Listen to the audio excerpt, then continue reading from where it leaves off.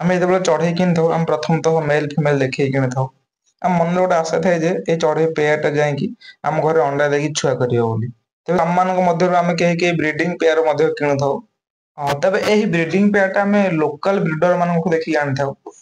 Local breeder ମାନଙ୍କୁ ଆଣିବା ଭଲ, କିନ୍ତୁ ମୁଁ ଏଇଠି କହିବି ଯେ ଆମେ ଲୋକାଲ ବ୍ରିଡର ମାନଙ୍କଠୁ କଣ ଦେଖିକି ଆଣିଲେ ଭଲ, ମାନେ କୋଉ ଦିଗ ପ୍ରତି ଧ୍ୟାନ ଦେବା ଦରକାର, କୋଉ ଚଢେଇ କିଣିଲା ବେଳେ ଲୋକାଲ ବ୍ରିଡର ପାଖରୁ ଯେତେବେଳେ ଆମେ ଚଢେଇ କିଣିବା ତ ସେତେବେଳେ କଣ ଦେଖିକି ଆଣିଲେ ଭଲ, ସେ ଉପରେ ମୁଁ ଆଜି ଆପଣଙ୍କୁ କହିବି। ଏଇଠି ଗୋଟେ କଥା କହିବି, ଖାଲି ଲୋକାଲ ବ୍ରିଡର ହେଇଗଲେ ହବନି।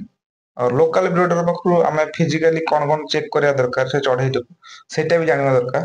ଲୋକାଲ ବ୍ରିଡର ପାଖରେ ଫିଜିକାଲି ଚେକ୍ କରିକି ଆଣିବାଟା ହିଁ ଉଚିତ। ମାନେ ସିଏ ଉଡି ପାରୁଛି କି ନାହିଁ, ତାର ଡେଣା ଠିକ ଅଛି କି ନାହିଁ, ବେଳେ ବେଳେ କିଛି ଡିଫେକ୍ଟ ବି ଥାଏ। ଡିଫେକ୍ଟ ଟା ଜାଣିକି ଆଣିଲେ ଆମେ ବେସିକାଲି ଠକାମିର ଶିକାର ହବାନି। ବେଳେ ବେଳେ ବାହାରୁ ଯେତେବେଳେ ଚଢେଇ ଅଣାଯାଏ, ଧରନ୍ତୁ ବାହାରୁ ଚଢେଇ ଆଣିଲା ଫଳରେ ସେ ଚଢେଇଟା ଉଡୁନି କିମ୍ବା ତାର କିଛି ଡିଫେକ୍ଟ ଅଛି, ସେଠି ଆମେ କିଛି କହିପାରିବାନି, ଯେହେତୁ ବାହାରୁ ଜାଗାରୁ ଚଢେଇ ଟ୍ରାନ୍ସପୋର୍ଟ ହଉଛି ଆମ ପାଖରେ କହିବା ପାଇଁ କିଛି ସୁବିଧା ନାହିଁ। କିନ୍ତୁ ଲୋକାଲ ବ୍ରିଡର ପାଖକୁ ଯାଇକି ଫିଜିକାଲି ଆଣିବାର ଏ ସୁବିଧାଟା ବି ଆମ ପାଖରେ ଅଛି। ଆଉ ଯଦି ବି ଆମକୁ ଠିକ ଲାଗିଲା ଆମେ ଆଣିବା, ଯଦି ଆମକୁ ସେ ଫିଜିକାଲି ଚଢେଇଟି ଅନଫିଟ ଲାଗିଲା ତାହେଲେ ଆମେ ଆସିପାରିବା, ମାନେ ଚଢେଇ ନ ଆଣିକି ବି ଆସିପାରିବା। ଏଇଟା ଆମର ଲୋକାଲ ବ୍ରିଡର ପାଖରେ ଅଛି, କିନ୍ତୁ ବାହାର ପାଖରେ ଏଇ ଅପସନ ଟା ନାହିଁ। ଆଉ ଯଦି ବି ଆମେ ବ୍ରିଡିଂ ପେୟାର କିଣୁଛେ, କାରଣ ଆଜିକାଲି ଗୋଟେ ଫ୍ୟାସନ ଚାଲିଛି ଯେ ବ୍ରିଡିଂ ପେୟାର। ଆଉ ବ୍ରିଡିଂ ପେୟାର ନାଁରେ ଟିକେ ପ୍ରାଇସ ଟା ଅଧିକ ରୁହେ। ଯେକୌଣସି ବ୍ରିଡର ବ୍ରିଡିଂ ପେୟାର ହେଲା ମାନେ ନର୍ମାଲଠୁ ଟିକେ ପ୍ରାଇସ ଅଧିକ କୁହନ୍ତି, ଏବଂ ବ୍ରିଡିଂ ପେୟାର ଭାବିକି ବହୁତ ଲୋକ ନେଇ ଆସନ୍ତି। କିନ୍ତୁ ଆଣିଲା ପରେ ମତେ ପର୍ସନାଲି ହିଁ ଫୋନ କରନ୍ତି ଯେ ଭାଇ ମୁଁ ବ୍ରିଡିଂ ପେୟାର ତ ଆଣିଥିଲି, କିନ୍ତୁ ଏବେ ବ୍ରିଡିଂ କରୁନି ମୋ ପାଖରେ। ତେବେ ଏଥିରେ ଦିଟା କଥା ହେଇପାରିବ। ହେଇପାରେ ଯେ ବ୍ରିଡିଂ ପେୟାର କହିକି ଦେଇଛନ୍ତି, ସେ ଠକି ଦେଇଛନ୍ତି, ମାନେ ସେଟା ପ୍ରପରଲି ବ୍ରିଡିଂ ପେୟାର ନୁହେଁ। ଆଉ ଗୋଟେ କଥା ବି ହେଇପାରେ ଯେ ସିଏ ତ ମାନେ ପ୍ରପରଲି ବ୍ରିଡିଂ ପେୟାର କହିକି ଦେଇଛନ୍ତି, ବଟ ଆମେ ତାକୁ ଠିକ ସେ ମ୍ୟାନେଜମେଣ୍ଟ କରିକି ରଖିପାରୁନା। ତ ତାହେଲେ ଏଇ ସମସ୍ୟାର ସମାଧାନ ଟା କୋଉଠି ହବ? ତ ୟା ପରେ ଆମର ଗୋଟେ ସିଷ୍ଟମ ଡେଭଲପମେଣ୍ଟ କଲା, ଫଟୋ ବା ଭିଡିଓ। ଯଦି ଚଢେଇଟି ଅଣ୍ଡା ବା ଛୁଆରେ ବସିଛି, ଆଉ ତାର ଭିଡିଓ ବନେଇକି ପଠେଇବା, ବା ଫଟୋ ଉଠେଇକି ପଠେଇବା, ବା ଭିଡିଓ କଲରେ ଦେଖେଇବା। କିନ୍ତୁ ଏଠି ଆଉ ଗୋଟେ ପ୍ରୋବ୍ଲେମ ଆସିଲା ଯେ ଯୋଉ ଚଢେଇର ଫଟୋ ଭିଡିଓ ମତେ ବ୍ରିଡର ଦଉଛନ୍ତି, ସେ ଚଢେଇଟା ମୋ ପାଖକୁ ଆସିବ ବୋଲି ଏହାର ପ୍ରମାଣ କଣ ମିଳିବ ମୋ ପାଖରେ? ଆପଣ ଭାବନ୍ତୁ, ଯେମିତି ମଣିଷର ମୁହଁଟା ଦେଖିବା ପାଇଁ ଅଲଗା ଅଲଗା, ସମସ୍ତ ମଣିଷଙ୍କର ମୁହଁଟା ଦେଖିବା ପାଇଁ ସେମ ନୁହେଁ, ବଟ ଚଢେଇର ତ ସେମିତି କିଛି ଆଇଡେଣ୍ଟିଫାଇ ନାହିଁ। ଚଢେଇ ତ ଦେଖିବାକୁ ସବୁ ତ ସମାନ, ସେଟା ତ ଚଢେଇରେ ଲାଗୁ ହବନି। ଚଢେଇଟା ଦେଖିବାକୁ ସମସ୍ତେ ଚଢେଇ ଦେଖିବାକୁ ତ ପ୍ରାୟତଃ ଏକା ଭଳିଆ। ଚଢେଇକୁ ଆମେ ଜାଣିବା କେମିତି? ତାର ରିଙ୍ଗ ରୁ, ମାନେ ସେଇ ଚଢେଇଟା ଦେଇଛନ୍ତି କି ନାହିଁ ତାର ରିଙ୍ଗ ରୁ। କିନ୍ତୁ ଆପଣ ଭାବନ୍ତୁ, ଯଦି ବି ଗୋଟେ ବ୍ରିଡିଂ ପେୟାର ଚଢେଇଟେ ଅଣ୍ଡା ବା ଛୁଆରେ ବସିଛି, ପ୍ରକୃତରେ କଣ କୋଉ ବ୍ରିଡରଟା ସେ ବା ବଡ ଚଢେଇକୁ ଉଠେଇକି ତାର ରିଙ୍ଗ ଦେଖେଇବାଟା ସମ୍ଭବ କି? ଏଟା କଦାପି ବି ସମ୍ଭବ ନୁହେଁ। ଏଟା କୋଉ ଚଢେଇରେ ବି ସମ୍ଭବ ନୁହେଁ, କଦାପି ବି ସମ୍ଭବ ନୁହେଁ। ତେବେ ଏହାର ସଲ୍ୟୁସନ କଣ? ଏହାର ସଲ୍ୟୁସନ ହଉଛି, ଆପଣ ମାନେ ଯୋଉଠୁ ବି ବ୍ରିଡିଂ ପେୟାର କିଣୁଛନ୍ତି, ଅନ୍ତତଃ ଆପଣ ନିଜେ ଯାଇକି ଦେଖନ୍ତୁ। ଦେଖିଲେ ଜାଣିପାରିବେ ଯେ ଛୁଆରେ ଅଛି ବା ଅଣ୍ଡାରେ ଅଛି। ଆପଣ ମାନେ ଗୋଟେ କଥା ସିଓର ହେଇପାରିବେ ଯେ ମତେ ତ ଏଥର କେହି ଠକି ନାହାନ୍ତି ବୋଲି। ଏଇ ହିସାବରେ ଆମେ ଦେଖିକି ଚଢେଇଟାକୁ ଆଣିବା ଦରକାର। ୟା ପରେ ଯଦି ଆମେ ଆଣିଲା ପରେ ଚଢେଇଟା ଆମ ଘରେ ଛୁଆ ନ କଲା, ତେବେ ଆମେ ଯୋଉ ବ୍ରିଡରଠୁ ଆଣିଛେ ଆମେ ତାଙ୍କ ସହିତ ଆଲୋଚନା କରିବା ଦରକାର ଯେ ମୋ ପାଖରେ କାହିଁକି ଛୁଆ ହଉନି। କାରଣ ଆପଣ ନିଜେ ଯାଇକି ଫିଜିକାଲି ଚଢେଇଟାକୁ ଦେଖିକି ଆଣିଛନ୍ତି, ଛୁଆ ବି କରିଛି। ୟା ପରେ ଯଦି ଛୁଆ କରୁନି, ତାହେଲେ ଭୁଲ ଟା ହଉଛି ଆପଣଙ୍କର। କାରଣ ବ୍ରିଡର ପାଖରେ ଛୁଆ ବା ଅଣ୍ଡା ହଉଛି, ଆପଣ ଫିଜିକାଲି ଯାଇକି ଦେଖିଛନ୍ତି। ଆପଣ ଆଣିଲା ପରେ ଯଦି ଛୁଆ ହଉନି, ଆପଣ ଭାବି ନିଅନ୍ତୁ ଯେ ଭୁଲ ଟା ବା କମିଟା ଆପଣଙ୍କ ପାଖରେ ରହିଛି ବୋଲି। ଆମ ପାଖରେ କଣ ଭୁଲ ରହୁଛି ଯେ ମୋ ପାଖକୁ ଚଢେଇ ଆସିଲା ପରେ ଛୁଆ କଲାନି, ଯେତେବେଳେ ବ୍ରିଡର ପାଖରେ ଛୁଆ କରୁଥିଲା? ଏଇଟାକୁ ଆମେ ରେକ୍ଟିଫାଇ କରିବା ଉଚିତ। କିନ୍ତୁ ଆମେ ମାକ୍ସିମମ୍ ଟାଇମ ଏଇ କଥାରେ ସମୟ ସ୍ପେଣ୍ଡ କରିଦଉଛେ ଯେ ମୁଁ ଯାହାଠୁ ଆଣିଥିଲି ସିଏ ମତେ ଠକିଦେଲା। ହେଇପାରେ ସିଏ ଆପଣଙ୍କୁ ଠକି ନାହାନ୍ତି, ଆପଣଙ୍କୁ ଭଲ ଚଢେଇ ଦେଇଛନ୍ତି। ଆପଣଙ୍କ ସାଇଡ ରୁ କିଛି ଭୁଲ ଥାଇପାରେ, ମାନେ ଆପଣଙ୍କର ଖାଇବା ହଉ ବା ମଞ୍ଜୁରୀ ହଉ, ସେ ଚଢେଇକୁ ଯୋଉ ଜାଗା ରଖିଛନ୍ତି ସେ ଜାଗାଟା ଆପଣ ଚଢେଇକୁ ସୁଟ ନ ଲାଗିପାରେ, ଖାଇବା ଭଲ ନ ଲାଗିପାରେ, ସେଥିପାଇଁ ସେ ଆପଣଙ୍କ ପାଖରେ ଛୁଆ ନ କରେ।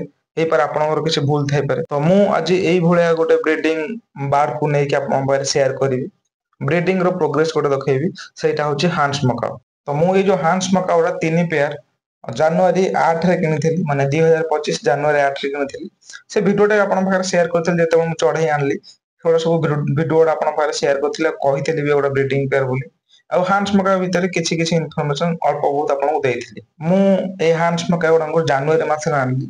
ମୋର ଜୁନ ଜୁଲାଇ ମାସରେ ଅଣ୍ଡା ହେଲା, ମାନେ ଅଣ୍ଡା ଦେଲେ। ମୁଁ ଏଇଠି ଆପଣ ମାନଙ୍କୁ କହିଦଉଛି ଯେ ଅଣ୍ଡା ଦବା ମାନେ ଛୁଆ ନୁହେଁ। ମୁଁ ଆଗରୁ ଆପଣ ମାନଙ୍କୁ କହିଛି ଯେତେବେଳେ ଚଢେଇ ଆଣିଥିଲି ଯେ ହାନ୍ସ ମକାଉଙ୍କର ପ୍ରାୟତଃ ସବୁ ଏଭ୍ରି ମିନି ମକାଉଙ୍କର ଅଣ୍ଡା ଗୁଡା ଇନଫର୍ଟାଇଲ ର ଚାନ୍ସେସ୍ ଅଧିକ ଥାଏ। ତେଣୁକରି ମୁଁ ଆଗରୁ କହିଛି ଅଣ୍ଡା ଦବା ମାନେ ଛୁଆ ଦବା ସମ୍ଭବ ନୁହେଁ ବା ଅଣ୍ଡା ଦେଲା ମାନେ ଛୁଆ ହବା ତା ଭିତରୁ ମାନେ କନଫର୍ମ ନୁହେଁ। ତ ବେଳେ ବେଳେ କଣ ହୁଏ, ଚଢେଇ ତ ଅଣ୍ଡା ଦିଏ, ଅଣ୍ଡା ଦେଲା ପରେ ଛୁଆ ହୁଏ, କିନ୍ତୁ ଛୁଆ ବଡ ହେଇକି ବିକ୍ରି କଲା ଷ୍ଟେଜ କୁ ଯାଉନି, ମାନେ ତା ପୂର୍ବରୁ ୱିନିଂ ଷ୍ଟେଜ ପୂର୍ବରୁ ମରିଯାଉଛି। ଏମିତିରେ ବି ଗୋଟେ ଗୋଟେ ବ୍ରିଡର ଅଛନ୍ତି, ସେମାନେ ତାଙ୍କର ବ୍ରିଡର ପେୟାରକୁ ବି ସେଲ କରିଦିଅନ୍ତି। କିନ୍ତୁ ମୁଁ ଆଜି ଏଇ ଯୋଉ ହାନ୍ସ ମଗା ଗୁଡା କହିବି, ମୁଁ ଏମାନଙ୍କୁ ଦେଖିଲାଣି 2024 ରୁ ମୁଁ ଏମାନଙ୍କୁ ଦେଖିଲାଣି। ଏମାନେ ଦୀର୍ଘ ଦିନ ଧରି ଅଣ୍ଡା ଦଉଥିଲେ, ଛୁଆ କରୁଥିଲେ। ମୁଁ ଏମାନଙ୍କର ସେପ୍ଟେମ୍ବର ମାସରେ ଛୁଆ ଦେଖିଲି, ମାନେ ଏମାନେ ଛୁଆ ତ କଲେ, ଛୁଆ ଆସିକି ବଡ ହେଲେ, ୱିନିଂ ରେ ବିକ୍ରି ବି ହେଲେ। ତ ଯେହେତୁ ହାଇ ବଜେଟ ର ହାଇ ଭ୍ୟାଲୁ ର ଚଢେଇ 3 ପେୟାର ଯାକ ମୋ ପାଇଁ ଥିଲେ, ତ ମୁଁ ସେଥିପାଇଁ ଏକା ସାଙ୍ଗରେ ଆଣିବାଟା ମୋ ପାଖରେ ଫାଇନାନ୍ସିଆଲି କାପାବୁଲ ନଥିଲି। ତ ମୁଁ ଏମିତି କରୁ କରୁ ମୋର ଜାନୁଆରୀ ମାସ ବି ହେଇଗଲା। ଜାନୁଆରୀ ମାସ ବେଳକୁ ସେତେବେଳେ ଡିସେମ୍ବର ମାସରେ ବି ଏମାନଙ୍କର ଗୋଟେ କ୍ଲଚ ମାନେ 2ଟା କ୍ଲଚ ଛୁଆ ହେଇଗଲାଣି। ସେପ୍ଟେମ୍ବର ମାସରେ ଗୋଟେ ଛୁଆ ହେଇଥିଲା, ଗୋଟେ କ୍ଲଚ ଡିସେମ୍ବର ମାସରେ ଗୋଟେ ଛୁଆ ହେଇଗଲା। ଏବେ ଯୋଉ ଭିଡିଓଟା ଆପଣ ଦେଖୁଛନ୍ତି, ଏଇଟା ହଉଛି ଡିସେମ୍ବର ମାସର ଯୋଉ ବ୍ରିଡରଙ୍କ ବା ସାରଙ୍କ ପାଖରେ ଯୋଉଟା ଶ୍ୟାମସୁନ୍ଦର ସାରଙ୍କ ଘରେ ଛୁଆ ହେଇଥିଲା, ତାର ଭିଜୁଆଲ ଏଇଟା ମୁଁ ଆପଣଙ୍କୁ ରଖୁଛି। ତେବେ ମୁଁ ଯେତେବେଳେ ଦେଖିଲି ଯେ ଏଇ ଚଢେଇଟା ବର୍ଷକୁ 2 ଥର ଛୁଆ କରୁଛି, ମୋ ମନରେ ଆହୁରି ବି ଉତ୍କଣ୍ଠା ଜାଗି ଉଠିଲା ଯେ ମୋ ଚଢେଇଟା କେମିତି ଆଣିବି। ଯେହେତୁ ମୁଁ ଆପଣଙ୍କୁ କହିଲି ଯେ ବଜେଟ ମୋ ପାଇଁ ହାଇ ଥିଲା, ମୁଁ ଫାଇନାନ୍ସିଆଲି କାପାବୁଲ ନଥିଲି ଯେ 3 ପେୟାର ଯାକ ଏକା ଆଣିପାରିବି ବୋଲି। ମୁଁ ଟିକେ ଟାଇମ ଦେଇକି ଜାନୁଆରୀ ମାସରେ ଏଇ ଚଢେଇ ଗୁଡାକୁ କିଣିଲି।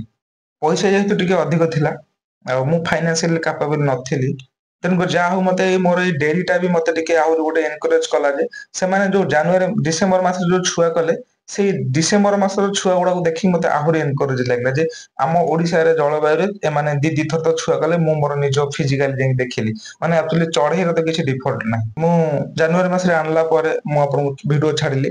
ତାପରେ ସେ ଜୁନ ଜୁଲାଇରେ ଏଇ ଚଢେଇଟି ମୋ ଘରେ ଅଣ୍ଡା ଦେଲା। ଜୁନ ଜୁଲାଇରେ ଯେହେତୁ ଆମର କ୍ଲାଇମେଟ କଣ୍ଡିସନ ଠିକ ନଥିଲା, ମୋ ଅଣ୍ଡାରୁ ଛୁଆ ବାହାରିଲାନି, ମାନେ ମୋର ଅଣ୍ଡା ଗୁଡା ସବୁ ଇନଫର୍ଟାଇଲ ହେଇଗଲା। ଏବେ ମୁଁ ପୁଣି 2 ମାସ ୱେଟ କଲା ପରେ ପୁଣି ଏବେ ମାନେ ମୋର 3ଟା ଯାକ ପେୟାର ଏକା ସାଙ୍ଗରେ ଛୁଆ କରିଛନ୍ତି। ଯାହା ହଉ ଖୁସିର କଥା। ମୁଁ ଆପଣ ମାନଙ୍କ ପାଖକୁ ଯେତେବେଳେ ସେୟାର କରିଥିଲି ଯେ ମୁଁ ଆଣିଥିଲି ବୋଲି, ତ ଏ ସେକେଣ୍ଡ ଟାଇମ ଛୁଆ ଗୁଡାକ ସକ୍ସେସଫୁଲ ହ୍ୟାଚ ହେଇକି ଏବେ ପୁରା ହେଲ୍ଦି ଛୁଆ ହେଇଛନ୍ତି। ଯେହେତୁ ଆପଣ ମାନେ ମୋ ସହିତ ଏତେ ଦିନ ହେଲା ଜଡିତ ହେଇକି ଅଛନ୍ତି, ତ ମୁଁ ଭାବିଲି ଖୁସି ଖବରଟା ଆପଣ ମାନଙ୍କୁ ବି ଜଣେଇବି ବୋଲି। ମତେ ବି ଏଇଟା ବହୁତ କହିବାକୁ ଖୁସି ଲାଗୁଛି ଯେ ମୁଁ ମୋର ପରିଶ୍ରମ କରିକି ଆଣିଥିଲି, ଆମର ପରିଶ୍ରମଟା ବି ସାର୍ଥକ ହେଲା। ଆପଣ ମାନଙ୍କ ସପୋର୍ଟ ବା ଭଲ ପାଇବା ସେଟା ବି ମୋ ପାଖରେ ଥାଉ। ଆଗକୁ ମୁଁ ଏମିତି ନୂଆ ନୂଆ ଚଢେଇ ଆଣିକି ନୂଆ ନୂଆ ଚଢେଇର ବ୍ରିଡିଂ କରେ। ମତେ ମୋ ନିଜକୁ କହିବାକୁ ଟିକେ ଗର୍ବ ଫିଲ୍ ହଉଛି ଯେ ମୁଁ ସେ ବଡ ମାକାଉ ହଉ କି ଛୋଟ ମାକାଉ ହଉ, ମୁଁ ଗୋଟେ ମାକାଉ ବ୍ରିଡର।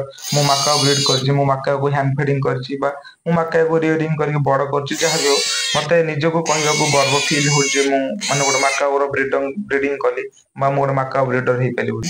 ଏପରେ ଆହୁରି ଏମିତି ନୂଆ ନୂଆ ଟପିକକୁ ନେଇ ନୂଆ ନୂଆ ଭିଡିଓ ନେଇ ଆସିବି। ଆଜି ପାଇଁ ରହିବା, ନମସ୍କାର। ପୁଣି ନୂଆ ଭିଡିଓ ନୂଆ ଟପିକରେ।